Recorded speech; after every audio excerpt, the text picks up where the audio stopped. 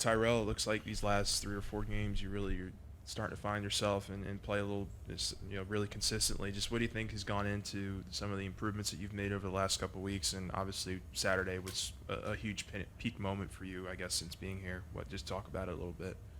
Just being intentional about the things I want to do to help my team, whether that's like bringing us a spark in the second half, like we needed against in both games against Florida and South Carolina. I feel like we needed that spark in the second half. So just having that energy and like building my teammates, I feel like that's what I've been being more intentional about these last couple games. You hit the big three to tie it at Florida with, I guess, 91 seconds ago, and then you hit the big three to tie it the other day. Do you feel like you just get in a rhythm and you just can't miss at that point? I mean, you've been really good the last 4 games. I couldn't make the shot without a good pass to my teammates, so I gotta get a credit to them as well. But coach giving me more confidence and practice, and he's just telling me I need to be more aggressive. So I'm just doing it when I go out there. If I could get both of y'all to answer this, just to come away with the victory. What is being in those games before and not being successful, but now having a little bit of success do for the confidence of the team? To kind of show you guys you're right there with some of these teams. I think it's honestly just learning how to win. We have a bunch of older guys that have been in big games, been in big moments, but this team specifically hasn't really won much in like those type of environments together. So I think just figuring out how to win. I think that was a big turning point for us right there. Like you said, we've been in a lot of close games, but we haven't been able to turn it in our favor. But just learning how to execute down the stretch. We had some mistakes, but still we were able to overcome them anyway. So I think it was a good learning for us, and should be a turning point to finish out the season strong.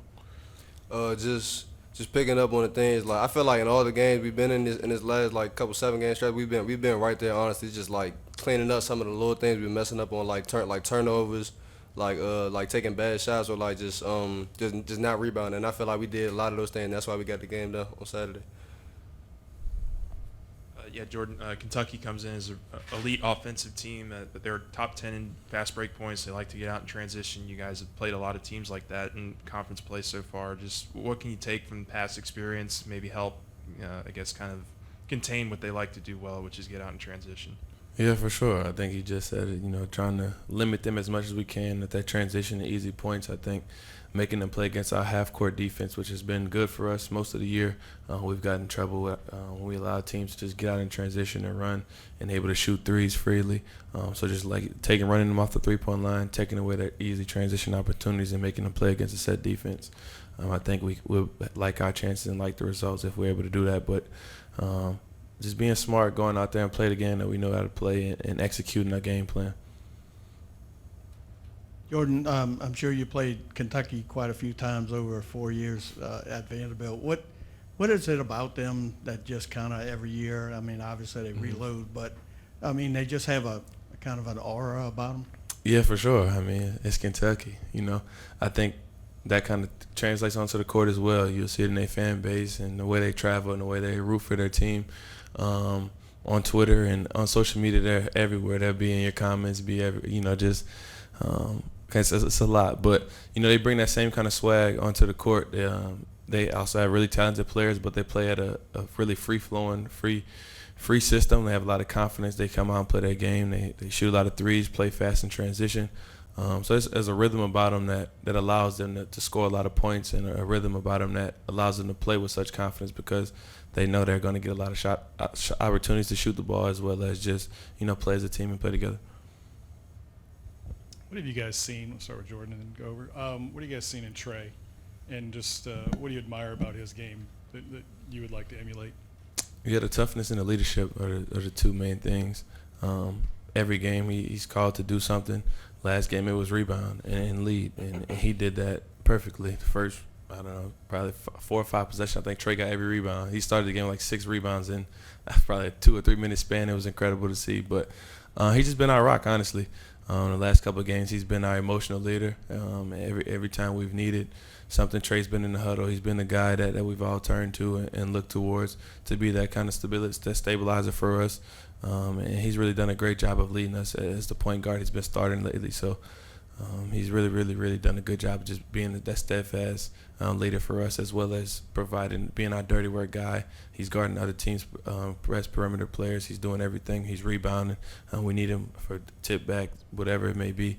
On offense, he's been able to do it, and he's done it with a smile on his face, and is the leader that we all need. He kind of said it though. I was gonna go into the defense because it's just when I see the other team's guard getting guarded by Trey, it looks very frustrating. So it's just like just to see that, and like the fact that he sacrifices like that amount of energy just to guard the other team's best player and know what his role is on the offensive end as well. He's one of the like best leaders on our team, and it shows game in and game out. Jordan, as a guy who grew up here, do you remember LSU Kentucky games when you were growing up, and how it was always kind of the biggest home game of the year for LSU? Yeah. I was looking at the throwbacks that they posted on Instagram earlier today, and it was a lot of really good games that brought back a lot of memories. For me, Kentucky, like I said, it's just something about it that always brings the fans out, always brings out a good game. I was just looking at the picture with Aaron Epps and Keith Hornsby and those guys earlier on Instagram a little while ago, and I'm excited to be a part of that and kind of continue the tradition and the play in that environment here. That was just gonna be my follow-up. Now that you're stepping into the game yourself, how's it finally feel? Yeah, I mean, it's exciting. Every time I play Kentucky, it's always been exciting. As a kid growing up, that's a dream school for a lot of kids, even myself. So, it's exciting to go out there and be able to have the chance to play them for the final time maybe in my career, especially to do it on my home court in front of my hometown. So it's bittersweet for sure. Anything else? All right. Gentlemen, thank you. Appreciate Have a good one.